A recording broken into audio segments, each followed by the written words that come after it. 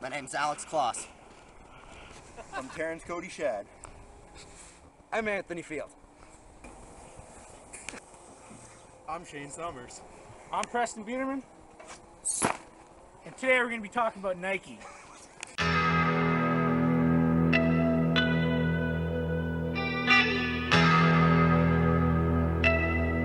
So let's talk about Nike. Nike was originally founded by Bill Bowerman and Phil Knight. It was originally named Blue Ribbon Sports.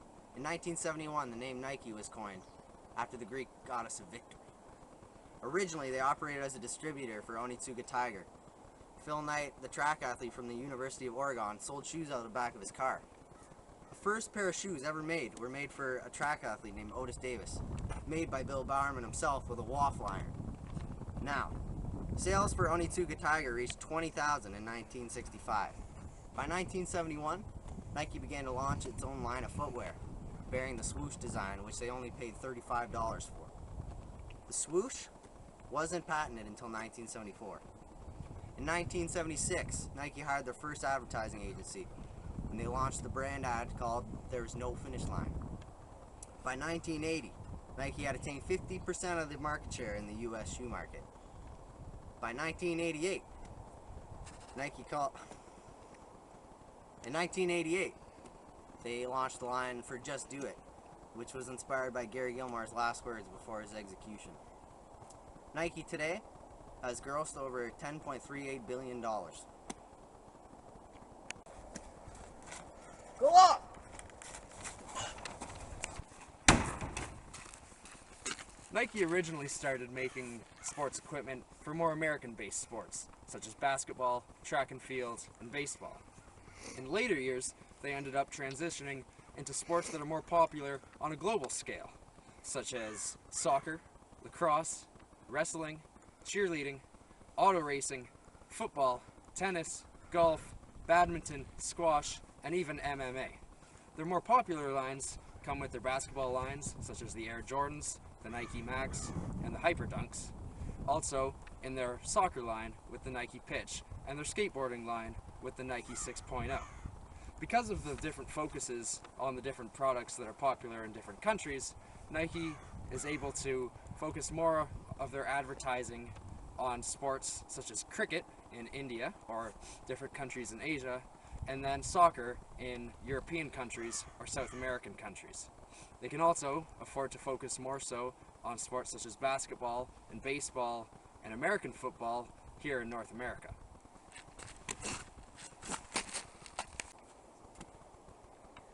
Part of what makes Nike so successful is that Nike sponsors some of the world's most elite athletes in many of the world's most popular sports, which include golf, tennis, basketball, baseball, and soccer.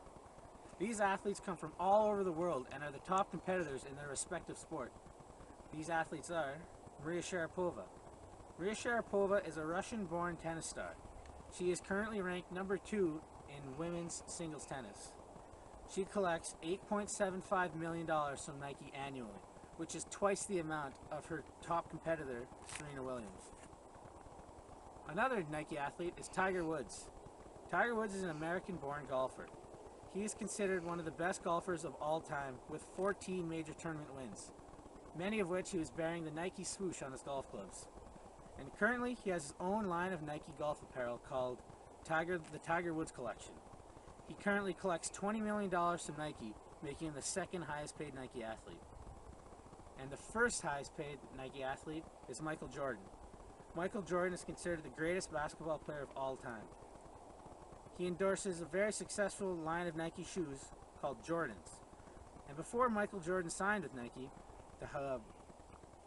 Converse dominated the basketball shoe market, and that drastically changed upon Jordan's arrival. And he is Nike's highest paid athlete with $60 million annually.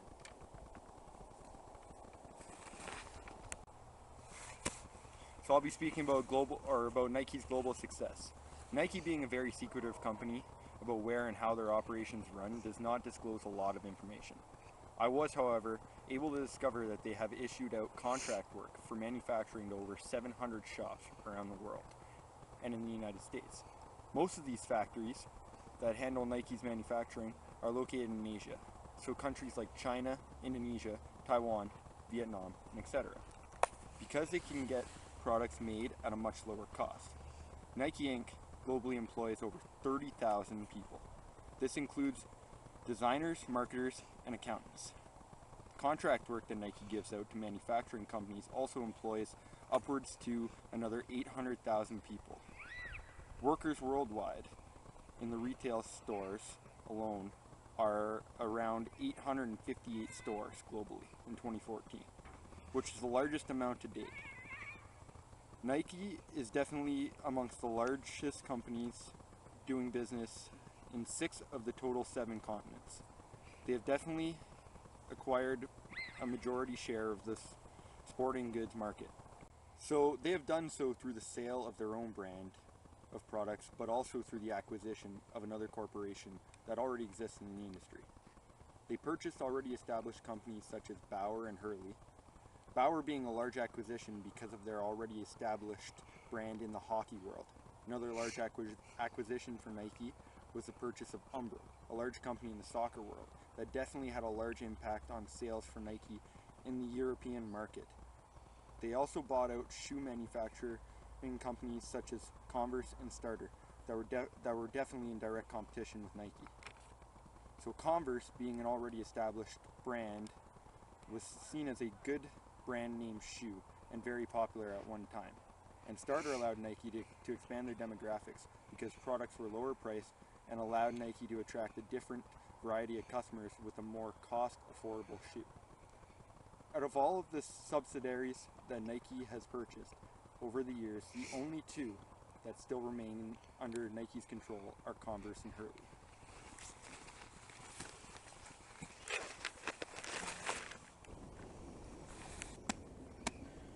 Nike has hit a few bumps in their journey to success. In the early 1990s, the public criticized them for using manufacturing companies that were known for having poor work ethics.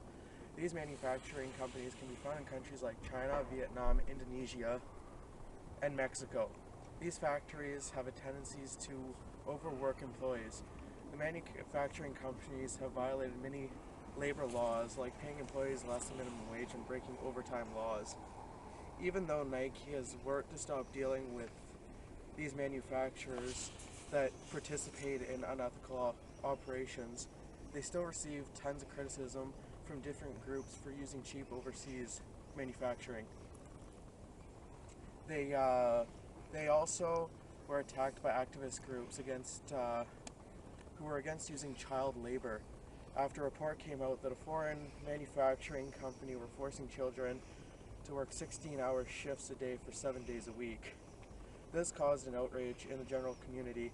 This is another thing that Nike worked to stop. As all this was happening in the 1990s, Nike started to see a huge decrease in sales because people were dissatisfied with their business practices and ethics. This is when Nike started to take action against the manufacturers and created a code of conduct that these manufacturers had to follow. In 2005, Nike was the first company to publicly release a list of their manufacturers and a list of the working conditions, their wages, and their hours. And throughout the years, they have made adjustments to the lists and even added a percentage of the female workers and even the audit reports from these manufacturers. Nike 6.0 is a new line of t-shirts that uses phrases on their products like dope, ride pipe, and get high, which is aimed towards the younger generation and their skateboarding and snowboarding terms, but can also be used as drug references. The mayor of Boston was outraged by this and asked that the Nike stores in Boston remove these slogans because it was promoting drug use with our teens. Well, that's all we have on Nike, and